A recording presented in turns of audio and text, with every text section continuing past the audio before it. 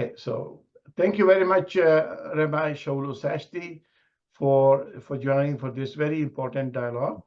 Um, and just to be very clear that this is not a debate, this is not a politics, or this is not something that we are trying to counter each other in various arguments.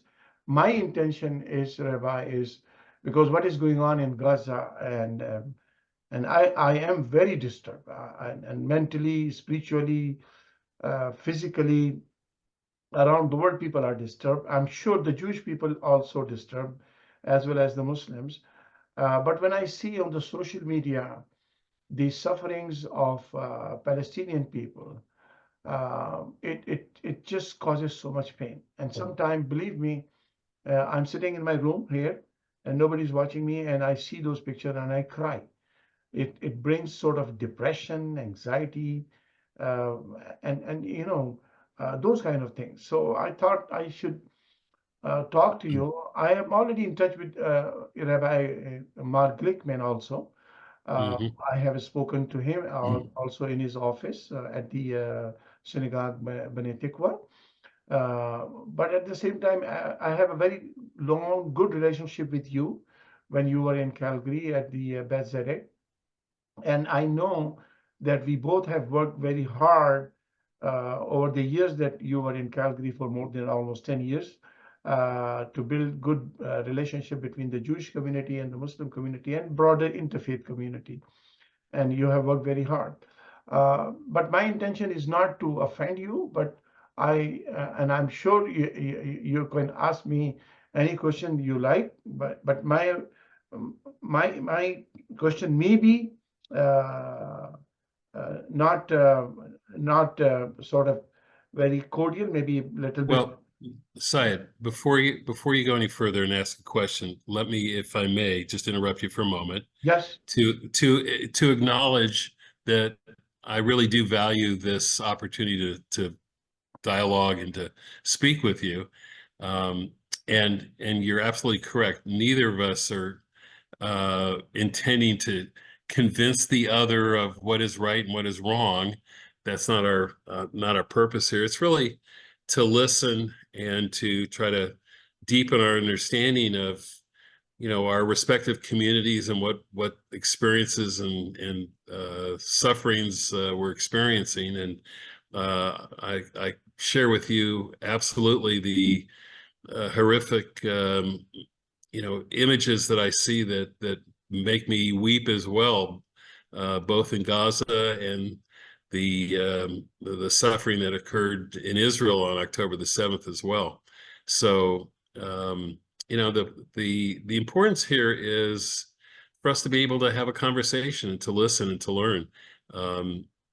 Knowing, of course, as well that neither of us speak for all Muslims or all Jews. I mean, we're speaking on our own behalf. That's Yes. really all we can do. And also acknowledging the fact that neither of us is directly responsible for anything that took place in the Middle East. Yeah.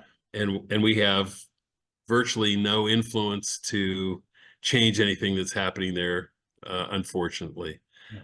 Nothing significantly. We do have an impact by virtue of conversation and understanding and building bridges. We can affect attitudes and changes that way, but that's a different process. So Yeah, no, thank you very yeah, much, Rabbi. I do appreciate it. So yeah, just to um, share with you that right after October 7, I yeah. was on a radio station in British Columbia, and then later on in Calgary, and I, without any ambiguity, I condemned what took place on October 7 in Israel and killing innocent people, kidnapping them, and those kind of things, because my faith does not allow these things.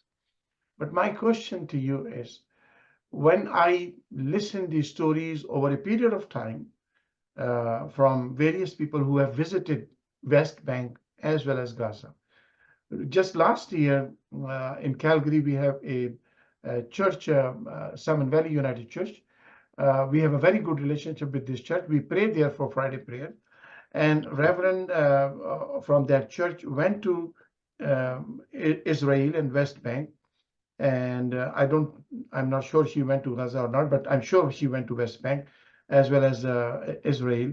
Um, and the way she has described us, believe me, I mean, she's not a Muslim. She's a devout Christian.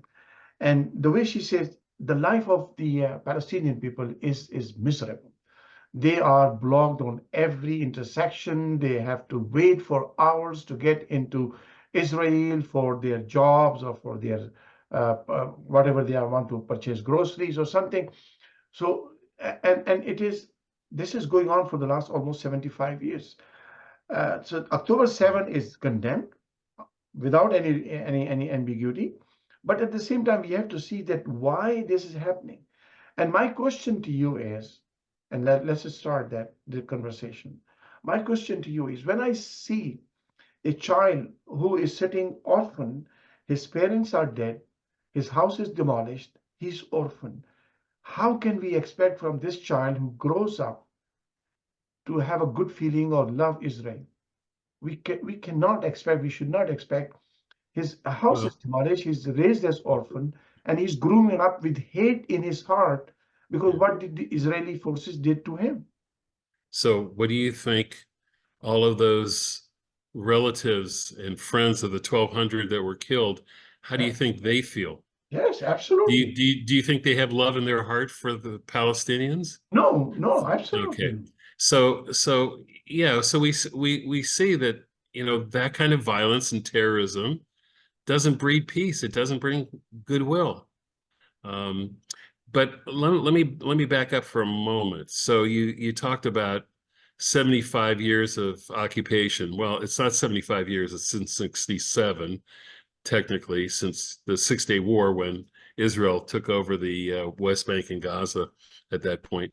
But there is no such thing from my perspective, and I speak from my viewpoint, as a benign occupation. You know, I think, and I've read things about how the standard of living and standard of education and health of the Palestinians on the West Bank is improved overall because of their relationship with Israel. But that doesn't mitigate the security issues that result in, yes, the checkpoints and all the other kinds of issues that remind Palestinians on a daily basis that they're not in control of their own national aspirations, that they don't have a state, they Mhm. don't have self-determination, and that they are under the control of Israel, in terms of security at least. And so that can't be good for not only the Palestinians, but I would argue, as I have, it's not good for Israel. It's not good for the moral character of a country to have to put itself in a position for its own security to have to occupy others' land. Now, I'm not one of these right-wing settlers who believes that God has given the land to Israel and therefore the Palestinians are not entitled to it. Um, from my perspective, what we have is a conflict between two peoples who have claims to much of the same land, and that's a issue that needs to be resolved. And there's been various attempts over the decades to achieve peace, to try to find resolutions. Unfortunately, there's interests on both sides that have worked against doing that. There are lots of forces that work against peace and against a resolution of the conflict, and Hamas is one of those. Hamas is definitely, as a terrorist organization, has absolutely no interest in peace with Israel. And October the 7th was a reflection of that. Now, let me just also say from my perspective, I think the Netanyahu government also has no interest in peace as well. They're not interested. So you've got obstacles on all sides that have degenerated into rounds of violence. So one of the things that I look at when October the 7th happened was, why why then? Why did they decide to do it at that time? There had been a kind of a ceasefire. There had been a kind of an uneasy, you know, peace, or at least, you know, non-violence going on. And I'm thinking, why would Hamas do this? Because, first of all, the leadership of Hamas understood that if they go into Israel and do what they did, the horrific brutality of slaughtering people, that they would evoke a very strong, harsh response from Israel. So it didn't, you know, it's not rocket science on Hamas's part to know that their actions would provoke a tremendously painful response to the Palestinian population. But apparently they didn't really care about that, because they did it to provoke Israel to do that. Now, from my perspective, Israel could have had a more restrained, a more measured response. But I'm not a military person. I'm not, you know, I don't live there. I can only imagine that after that took place, the anger and the despair of the Israeli population against Hamas. So, you know, from my perspective, I think part of what motivated Hamas to do that was external events. That is to say that Saudi Arabia and Israel were approaching a normalization of their relationships, that Israel was becoming, with the Gulf nations, it was developing relationships with Abu Dhabi and elsewhere, and Hamas and its surrogate, Iran, felt threatened and needed to disrupt that. So predictably, and in a very calculated way, this attack stopped all of that, but at a great expense. Rabbi, Hamas, yes, I mean, I never supported Hamas, and what happened on October 7 is wrong. But at the same time, we have to be fair. Why Hamas was created back in 2005, 2006, close to those time, and the atrocities about Palestinian people is going on way beyond that. So Hamas is a reaction to what has been going on with the Palestinian people over a period of 75 years, or you call it 67 war. I mean, those years, 50 years or 75 years. I mean, Hamas is a reaction, just like ISIS was a reaction, and Taliban, Al-Qaeda was a reaction, and all these things reaction. These terrorist organizations are taking place or being created by some forces. I do not know who they are, but we all know. But we do know who they are. We do Yeah, know we who they know are. that who creates From them. Iran is the you know, they support Hezbollah, they support Hamas, they support, you know, all the terrorist organizations. But you know, Al-Qaeda was not Yeah. created by Iran, right? Al-Qaeda was No. created by No. United States, right, to fight against Russia, so Soviet Union and Taliban and all those things, right? So we know, I mean, these leaders who fought against U.S. When U.S. occupied Afghanistan, these Taliban were sitting in the White House with President Reagan and those people. So we have to see this thing, that this is not honesty and fairness to establish peace on earth. There are agencies, whether it is Iran or United States or any other country, but these people, these organizations being created in reaction of the atrocities that is already taking place. Hamas Yeah. is a reaction to what has been going on with the Palestinian people over a period of 50 years or 75 years. We cannot blame October 7 incident. We should go back. Yeah, October 7 was condemned. I have already said it many times. But Yeah. I'm saying, But what is going on for the last so many years, why it is happening, and then what is the reaction from Israel? Over the top. I mean, 15, 16,000 children, 35,000 women. Now, universities are gone. no. Places Those of aren't. worship are gone. No, there is no university left in Gaza.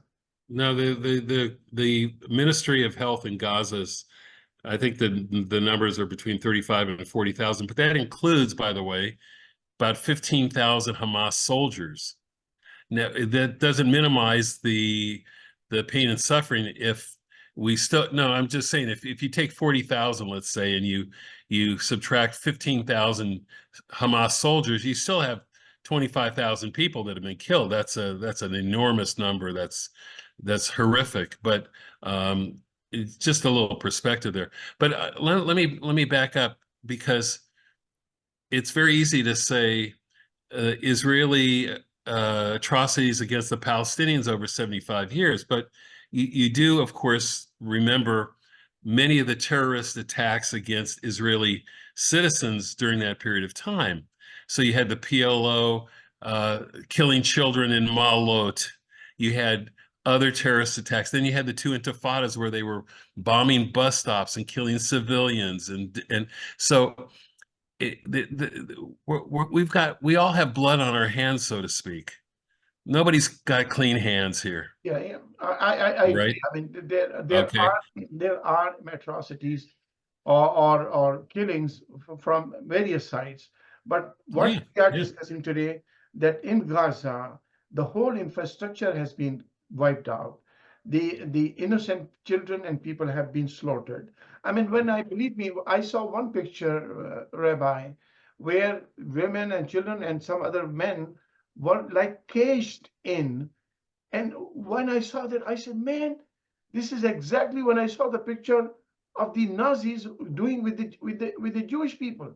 So there was mhm, some resemblance, but I'm not trying to yeah, compare. yeah, yeah, Don't yeah, yeah. misunderstand me. But Right. look at the picture, it looks like, and then you see that there are dead bodies are laying down, and the cats and the dogs are passing by, Yeah. and nobody is there to bury them. You don't need to elaborate. I've seen the pictures as well. I've also seen, as you have hopefully seen, the pictures of what they did to the Israelis Yes, I have seen it. on October the 7th. There's so this isn't a conversation about who's committed more atrocious acts than the other. It's not, I struggle with trying to figure out why Hamas would spend from 2005 or 6 when it came into power, 7, whenever it was, right in that period of time, Yeah. why it would spend the next 15, almost 20 years building 500 miles of tunnels rather than building infrastructure, investing in schools, jobs, the economy, the healthcare of the Palestinian people. Why it would do that? No, no, we know that the If it Hamas is against existence of Israel. We know that. Right. Okay. Yeah. So therefore you have a state, a group of people that controls a population, and there's no democracy there. I mean, it's not like they're going to vote. My prediction is they're going to vote Netanyahu out of office. Israel's a democracy. It will vote him out of office. They can't vote Hamas out of office. No, So, I mean, right. Netanyahu would have and will create so much atrocity. I mean, he may be out of the office, but the killings and the destruction he has done it's Well, unbelievable. I mean, we don't know, because whoever replaces him, depending on who that is, might make finally some steps towards peace and resolution. I think it's inevitable that and there's nations around the world who are poised to do this, to recognize a Palestinian state. got it. So I think that's inevitable, and probably sooner than later that will happen. And that will change the dynamic of things as well. But the issue will be, how do you create a Palestinian government, a leadership that is not corrupt, that's not bent on destroying Israel, that has the interests of its own people before it has in trying to destroy Israel, which it will never be able to do. It will never be able to destroy Israel. Okay, I mean, that's a reality that, unfortunately, part of the atrocities and part of the horrors of war is that Israel is making that point at the cost of a lot of Palestinian lives, to demonstrate that it cannot be wiped out. No, no, Israel will not, you know. no, no, I agree with So you. Sorry to interrupt you, Rabbi. yeah, no, no, I mean, please. we believe in, and I think overwhelming majority of the Muslim world, at least at the government level, they believe there should be a peace and there should be a two-state solution. That is so. So Yeah. it's not that the Israel is going to be wiped out. They can live in peace as we have lived in the past in for many centuries Yeah. in peace. But at the same time, my question to you, maybe it's hypothetical, Rabbi. Israel has so much power, intelligence, tools, worldwide, or the majority of the Western world support. What took place on October 7th? Israel could have defeated Hamas in a different way rather than going through this so much destruction of Gaza. They had the intelligence, they can find out their terrorists, whoever has attacked on October 7th. They had the resources, they had the tools, intelligence, rather than attacking on the whole area of Gaza. Why they did not go after those people who were suspect of this terrorism? I mean, that's a pretty huge assumption that they had the capacity to do that and chose not to. I'm not sure about that. If that were the case, why didn't they do it before October 7th? No, no, I'm talking Israel has the tools. Israel should not I'm have saying, attempted. so why didn't they do it before October 7th, and October 7th would never have happened? Why didn't they do that before? No, no, October 7 is the one that triggered this destruction. I'm talking about No, this no, could no, have been but avoided. Hamas has been a threat for years. They could have I done that know. before. So why would they have to wait until their own citizens got slaughtered in order to do that? Why did they would have done that beforehand, I would have thought. No, so if this is the case, then they should have done it and they should have known it that Hamas has some plans to attack on it. But the thing is, my question is, they could do it with less destruction, less killings, instead Yeah, of what took place right now. I would agree with you. I'm not a military tactician or anything, but yeah, it seems like they could have been less lethal in their response.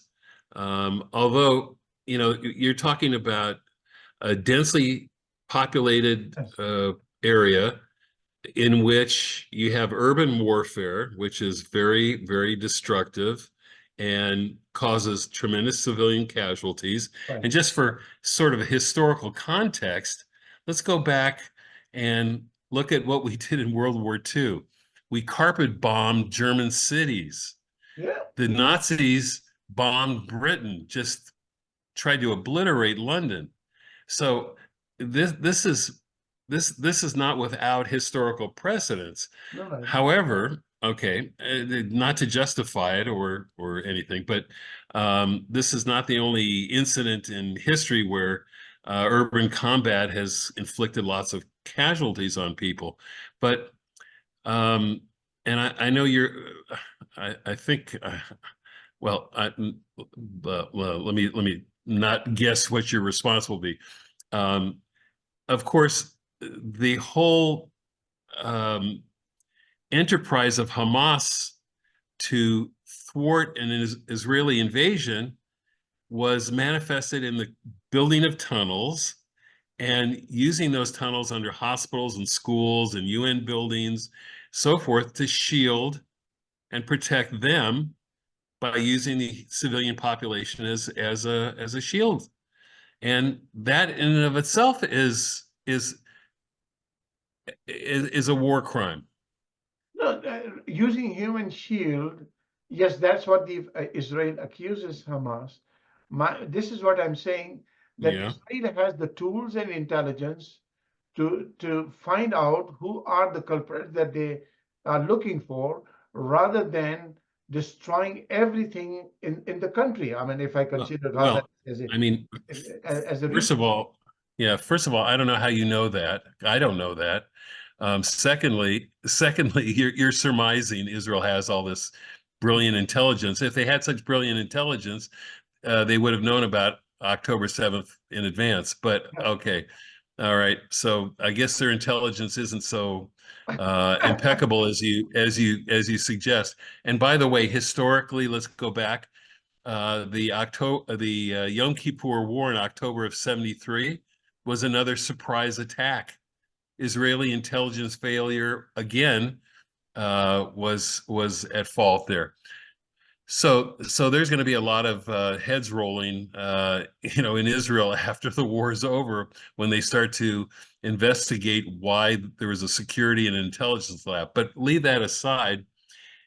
Even if Israel knows who and where these terrorist leaders are, how do you get to them if they're embedded in a hospital, or they're hanging out at a school where children are going to school?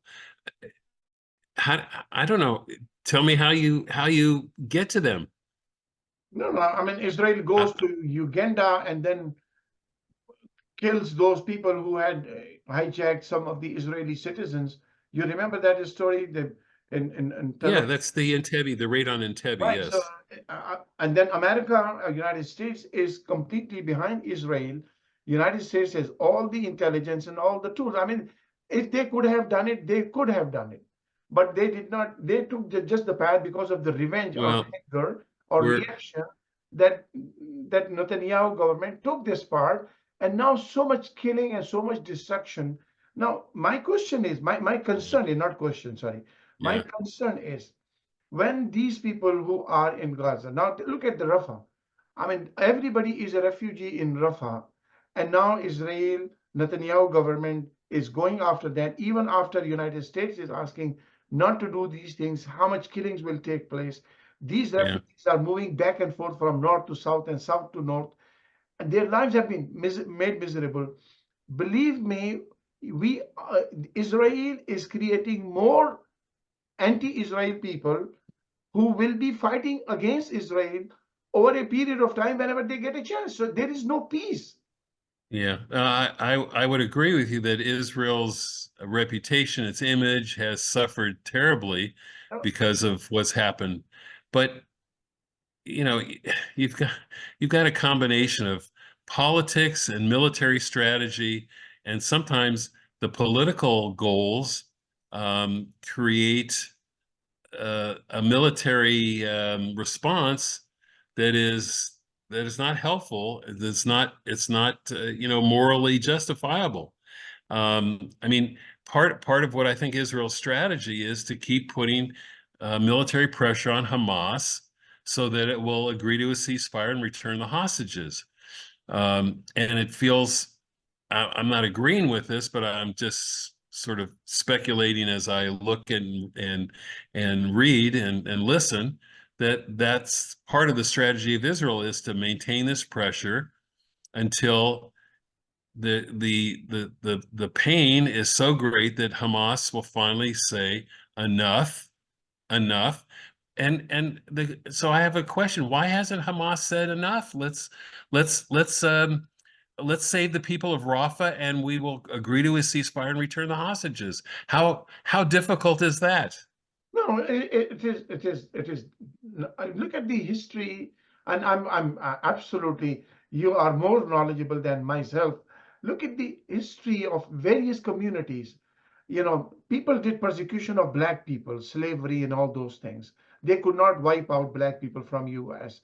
South Africa is an example that apartheid was there for so many years. Even the Jewish community is an example that they suffered through the hands of Nazis for so many years, not just one day Yeah, of Holocaust or 1 month of right. the Holocaust, for over a period of time, and it could be 100 years, over a century, there was hate built against Jews in the Europe by the people who were racist, right? So, but they could not wipe out Jews from Europe. So this is where I'm saying that the Israeli government is not learning the lesson that you cannot force people to be your slave by using military power, weapon power, and killing people. This has not happened in the past to any other community, even Jewish community. So, How it is going to happen yeah, to Palestinian people? yes, you can't use force ultimately as the solution.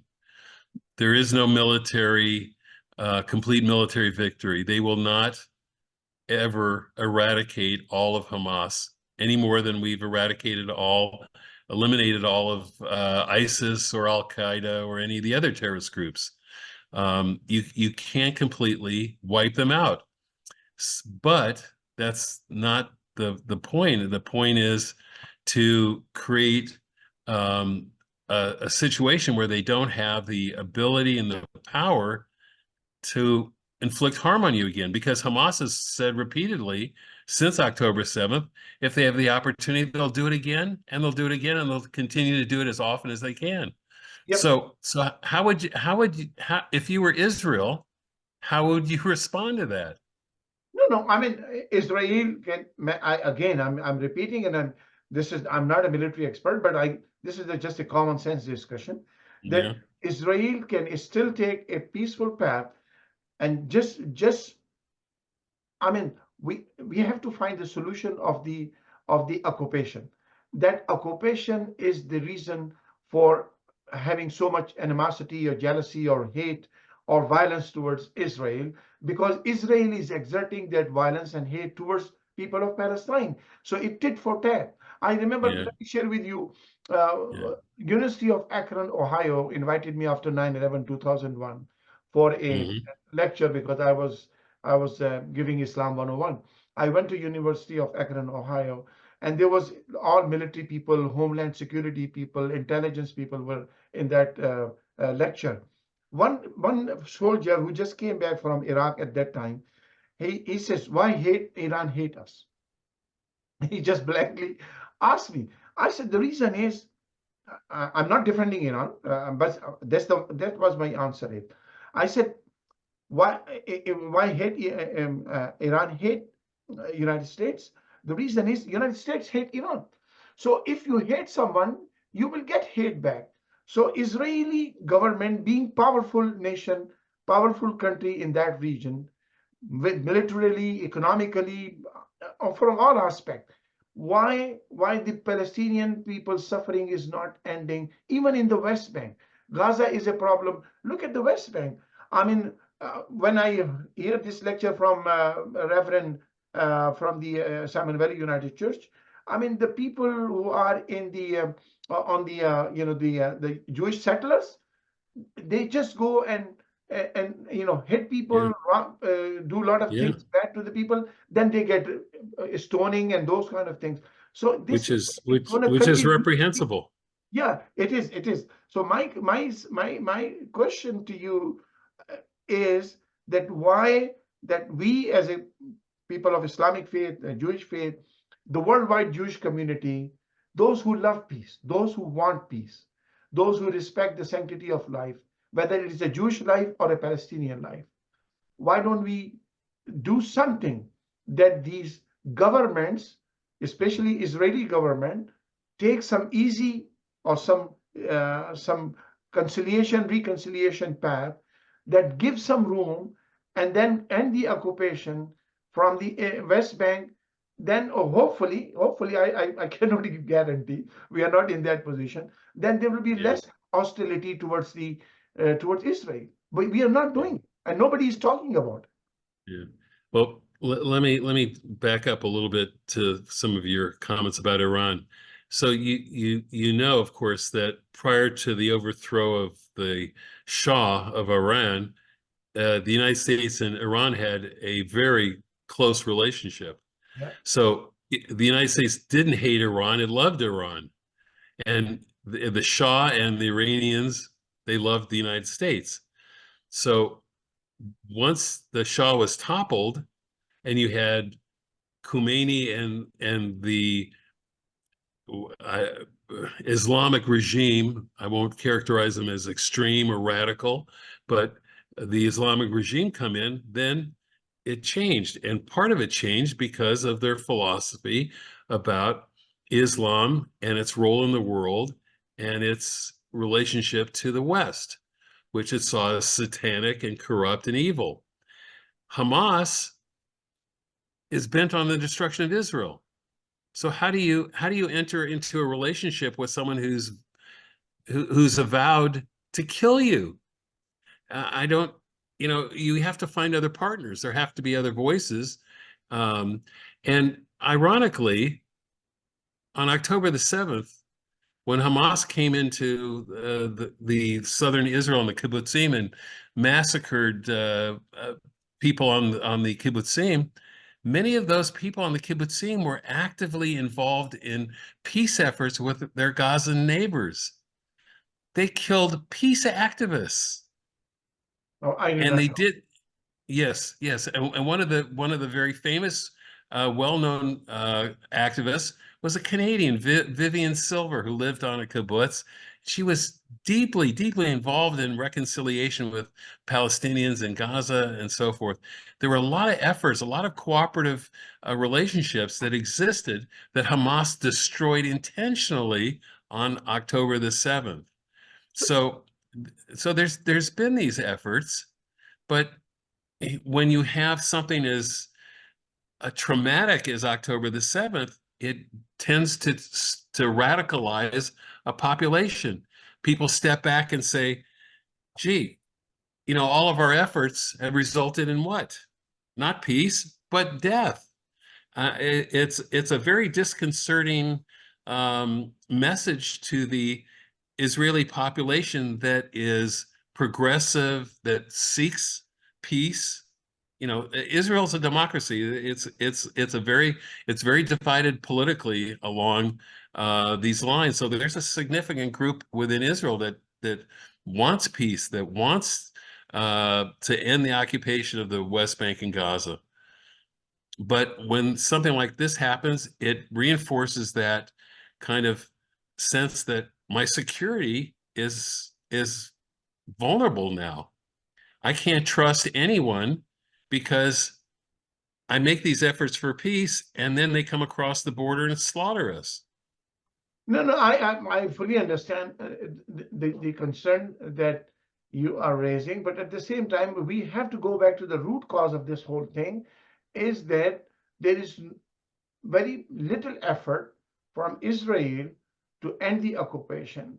Yes, there is a threat to Israel from Hamas or some other organization, but at the same time, there is not any effort, especially during the almost 10 years, maybe more than 10 years, Netanyahu government has been, and this very extremist, I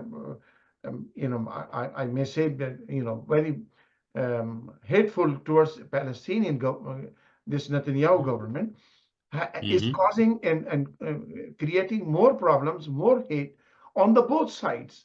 The question is why the Israeli, majority of public, yes, I know Hamas was elected by the people who were living in Gaza. Hamas was elected, democratically elected government. They were not brought from outside. But similarly, Israeli population is also bringing back Netanyahu every time when there is election. So there has to be some change in Israel. That will definitely help the Palestinian people to bring changes in their environment too. I agree completely. But guess what won't help? October 7th doesn't help change the attitude of Israelis towards wanting peace. That didn't help. When you feel that kind of threat, and it's not an existential threat, it's a real threat, it muffles that passion for peace. And unfortunately, that's part of what's now happening. But another reality is setting in. The international community is getting more involved and will hopefully intervene in ways that will be constructive, will get Hamas out of power, get, as I said, some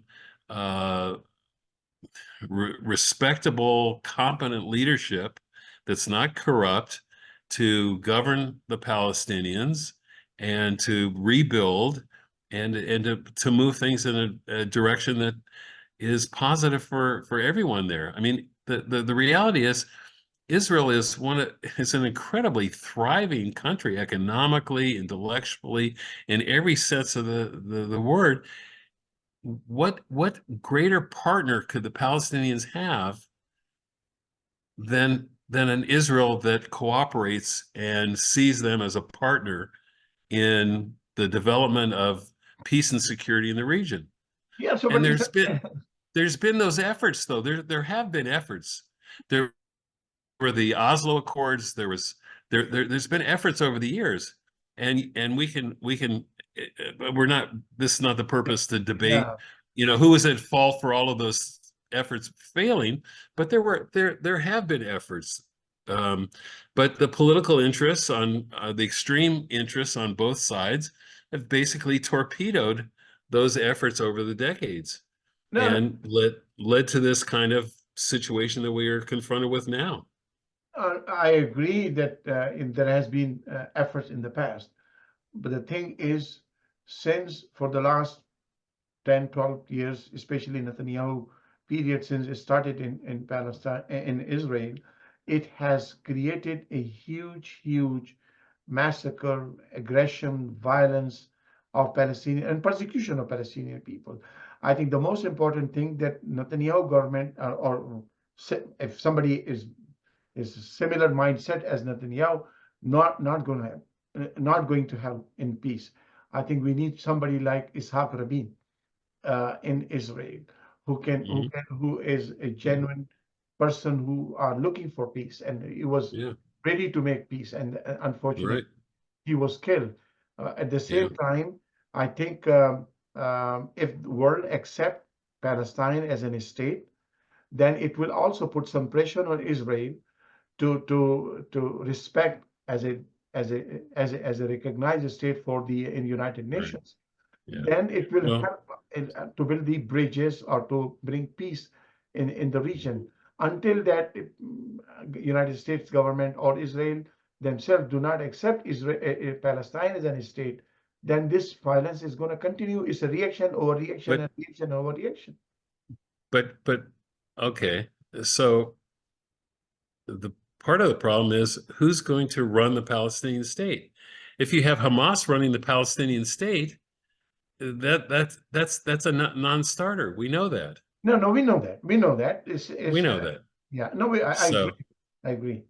so will there emerge leaders among the Palestinian people that can stay in power and be constructive partners for peace? I'm not sure, and neither is Israel. But part of what the criticism within Israel and the Jewish world is that Netanyahu does not have a plan for the day after the war ends. He has no plan. His That, plan is to basically continue the fighting, yeah. which keeps him in power and which prevents a Palestinian state, which is what his right-wing extremist element in his cabinet wants done. So So it's since it's a Israel is a democracy, this man should go. This man should. well, there he's I think his days are numbered politically, but when that will be, I don't know. When they call for elections and so forth, but he's definitely lost a lot of his popularity and support because of the conduct of this war. There's a significant number of Israelis who are aghast at what's taking place in Gaza, just as you are and I am, and they will voice their concerns at the ballot box. I hope, and there'll be some change, but It has to. you know, The change has to it's take place in order to have some senses in this whole yeah, issue, and yeah, definitely from both sides, yeah, there has to be a spirit of reconciliation and yeah. But coexistence side by side. My question to you, Rabbi, is what if Israel decide, I'm just hypothetically, I'm not sure it yeah, is possible or not, that Israel says, okay, I'm going to go back to 1967 boundaries. Will that yeah. be acceptable to Israeli people or no?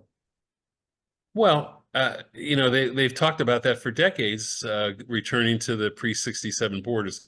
There's always been conversation about adjustments. So the 67 border was pretty random. Uh, so I suspect that there would be some minimal changes to the border, but essentially it would stay intact. I don't think I mean, Israel's policy up until Netanyahu, the policy of the labor government was land for peace. That was their philosophy. Netanyahu was upended that, and you see where we are now. But again, you have to have a partner to negotiate with, and part of that is a mutual recognition. It's not simply a recognition of a Palestinian state, but there has to be recognition within the Muslim Arab world of the right for Israel to exist and to live in secure and peaceful borders. Yeah, no, You so know, if Israel is making progress now. Bahrain has recognized Israel, Qatar has recognized, and UAE has recognized, yeah, and yeah, Saudi but Arabia was going to recognize, or maybe will recognize very soon. And Egypt, Jordan, Turkey, all yeah, these are Muslim countries. well, but you've got somebody in control of the Palestinians in Gaza, at least, who is avowed to destroy Israel. So that's why we're where we are. I mean, you it's hard to take and go on a terror attack and slaughter people and then cry foul when the person that you've inflicted this on fights back and inflicts harm on you. I mean, it's So, no, so, Rabbi, I mean, again, you are saying what took place on October 7. I'm not saying, I'm saying October 7 is a reaction what was going on for the last 75 years. And that has to end, just like I don't apartheid in South Africa ended. Israel has to end that discrimination or yeah segregation with the I Palestinians. It has to Yeah, I, place. I don't quite see it that way. I see October 7th as related to current things and not so much to the long history of events. I see this is a very calculated, very evil, designed attack to prevent any kind of negotiations that would exclude Hamas from power. And they did this to disrupt any potential Saudi-Israel relationship or any other relationships. To bring that was intended to triangulate Iran in an active way, which we saw when they sent 350 missiles into Israel one night. We saw what Hamas is capable of manipulating. So I think October 7th was a different calculation than simply we're protesting the excesses of occupation over the last 50 years, 60 years by Israel. I mean, that's nothing new. Why would all of a sudden you go to such an extreme event? There was nothing that caused that significantly changed from October the 6th to October the 7th. So I think uh, we yeah, can talk, but many hours. My conclusion, uh, my feeling or my desire is that there should be peace, and the peace will not come without the end of occupation. That well, is, it won't. No, it won't come without a Palestinian state being established. yes. So There will be no peace unless there's a Palestinian state. I would submit that's where things need to head. yeah, And it's incumbent upon us to work towards that, but also to do that with a affirmation that Israel at the same time has a right to exist and live in free and secure borders as well. yeah. No, Okay. no, I again, The college campuses that are erupting with the chants from the river to the sea, Palestine will be free, is very disconcerting to Jews and Israelis. You no, know, Okay, now you brought up something, another thing that a river to the sea, Palestine will be free. I don't see this that this eliminates Israel. I don't see this as it is all about Well, Palestine, that there has to be Palestinian state from river to the sea. It does not mean the Israel doesn't exist anymore. well, yes, that's how you might look at it. But if you're if you're living in Israel and you have a state there and someone says from the river to the sea, Palestine will be free, where does that leave Israel? That doesn't say it doesn't say Palestine and Israel will be free. Well, the reason is there are not feelings, good feelings. Once the feelings will be there, then it will be okay. But I make this slogan too, but I don't see this way, the way you see it, that it means annihilation of Israel. No, I see it as a for Palestine rather than But where anti-Israel. I don't see that way. it doesn't say from the Palestine from the river, the Jordan, to Yeah. the pre-67 border, Palestine will be free. It says to the sea. But I mean, the Israel is there. It does not mean that they are talking about this whole area uh, without the Israel will be Palestine. No, I don't think. I think what it means that from river to the sea, Palestine will be free. That all the Palestinian, there are many Palestinian in Israel living, right? No, there is a Yes, they're non-Arab. citizens of Israel. Yeah, so they Yes, are Palestinians. They are right. Israeli citizens because That's Israel right. came into existence in Yeah, 1948, and these Palestinian people were there, always there, just like the yeah, native Jewish people were there always. yeah, So, yeah. so these are the natives people of the land.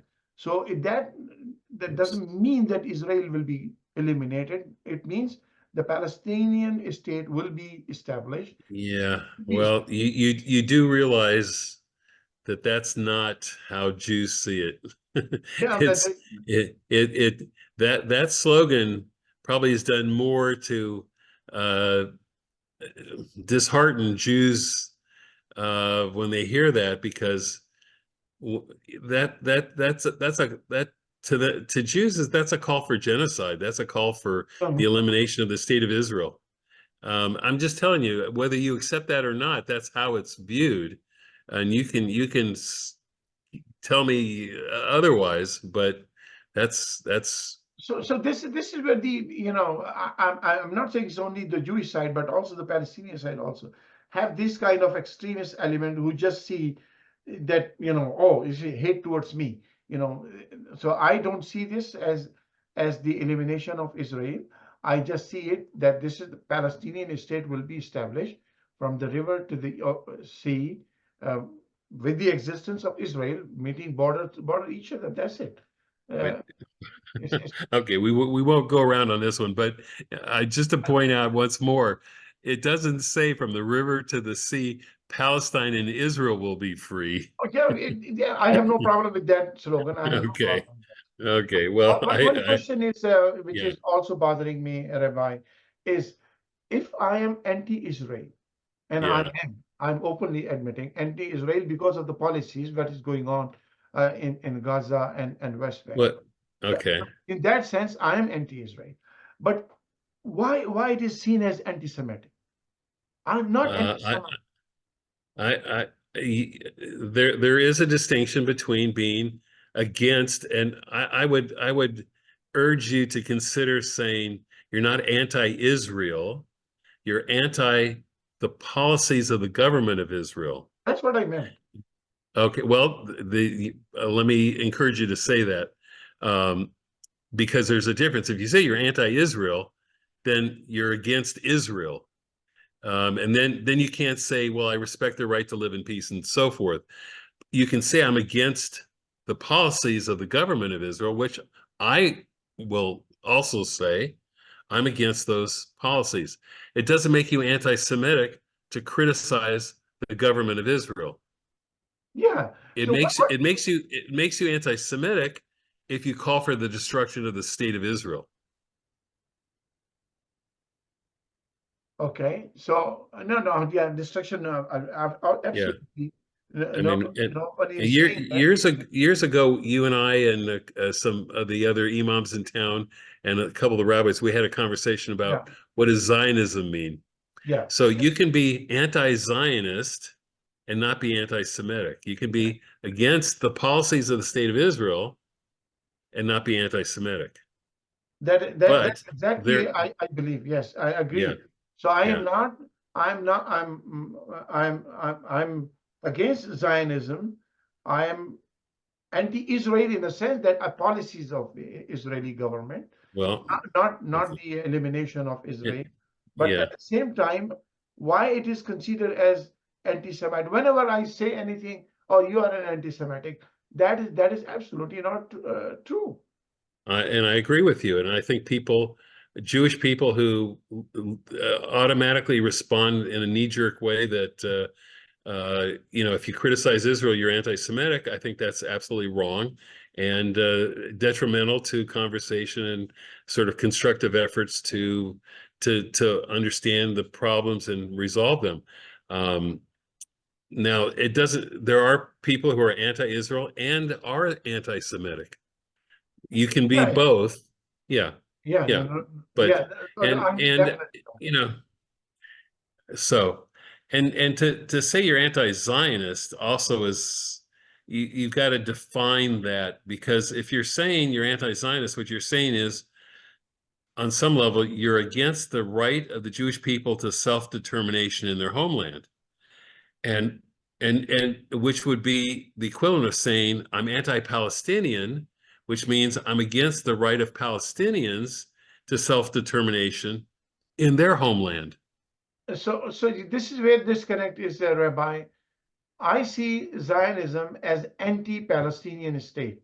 That's the way I see Zionism, Yeah, not for Israeli existence of Israel, no. because Zionism, what I have understood, Zionism is against the establishment of the Palestinian state. No, it's not. Zionism was for the establishment of a Jewish homeland. That's what it was created, and the movement was for. And in fact, the early Zionists in the turn of the 20th century, in the early 1900s, they were socialist Zionists in large part.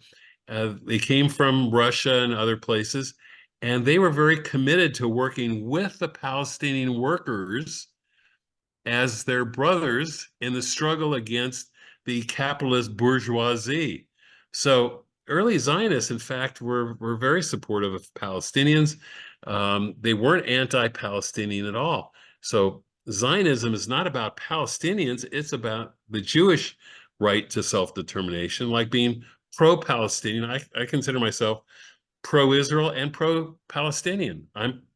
I'm for the right of Palestinians to create their own state where they can exercise self-determination.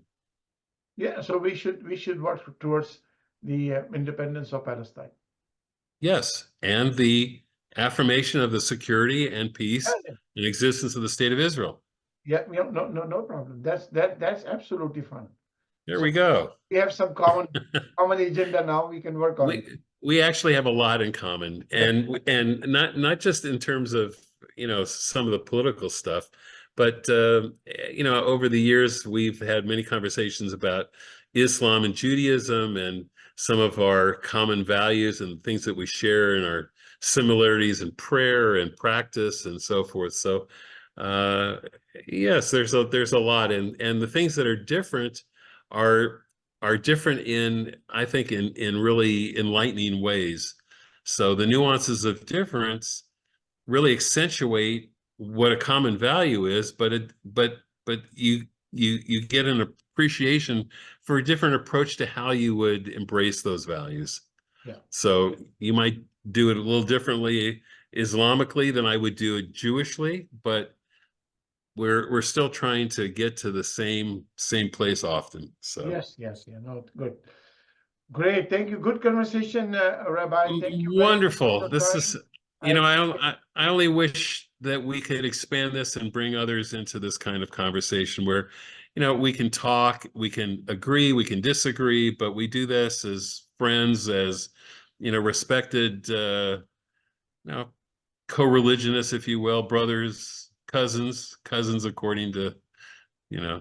So let me schedule another interfaith with some inviting some Christian pastors as well as some other Muslim leaders to That would have be this lovely. conversation.